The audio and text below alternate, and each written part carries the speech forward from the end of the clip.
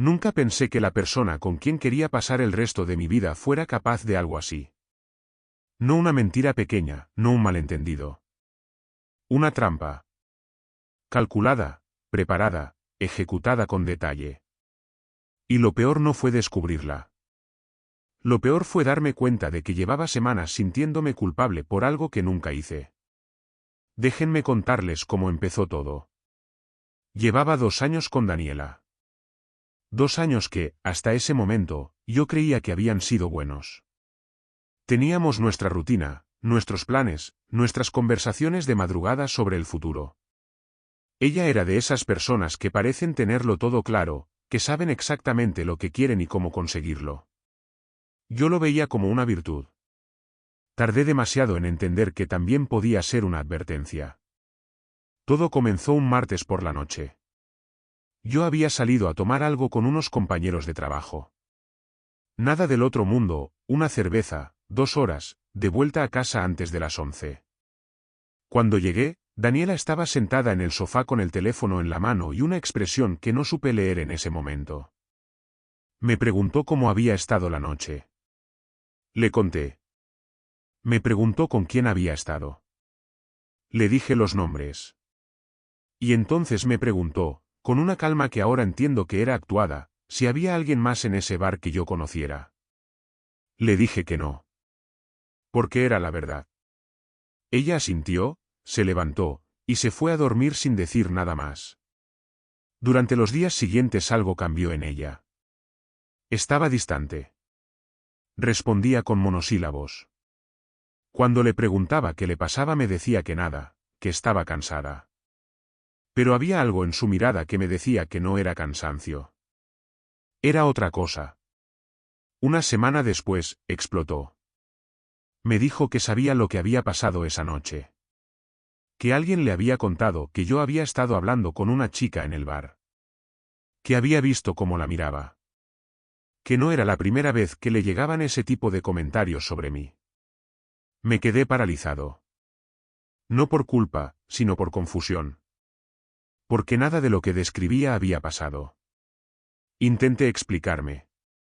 Me dijo que todos los hombres dicen lo mismo. Intenté recordarle la noche con detalle. Me dijo que tenía una memoria muy conveniente.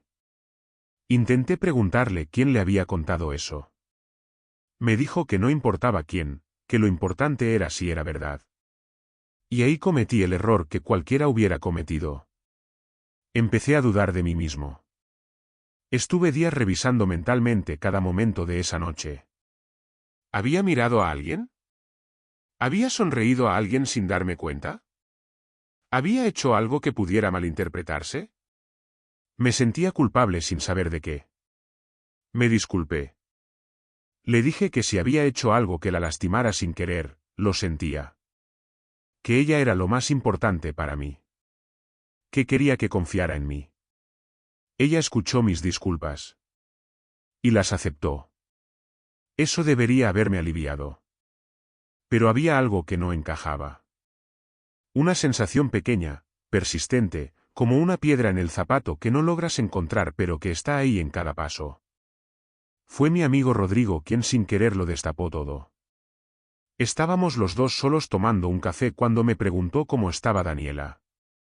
Le conté por encima lo que había pasado. Y Rodrigo frunció el ceño. Me preguntó quién supuestamente le había contado lo del bar. Le dije que Daniela nunca me lo había dicho con claridad. Y entonces Rodrigo se quedó en silencio un momento y me dijo algo que me cambió la cara por completo. Me dijo que días antes de ese episodio, Daniela le había escrito a él. Le había pedido un favor. Le había pedido que si yo le preguntaba, confirmara que esa noche en el bar había una chica que me conocía y que habíamos estado hablando. Me quedé con la taza de café a medio camino entre la mesa y la boca. Rodrigo le había dicho que no. Que él no iba a mentir sobre eso. Y que había asumido que el tema había quedado ahí. Pero no había quedado ahí. Daniela simplemente había encontrado otra forma de armar la historia sin necesitar su ayuda. Cuando llegué a casa esa tarde, me senté y estuve 1 hora en silencio procesando todo. La conversación. Sus preguntas calculadas. Su distancia fría. Sus acusaciones sin fuente concreta. Mis disculpas. Su perdón. Todo había sido una prueba. Una trampa armada desde el principio para ver cómo yo reaccionaba ante una acusación de infidelidad. Y yo había caído. Me había disculpado por algo que no hice. Le había dado exactamente la respuesta que ella quería arrancarme.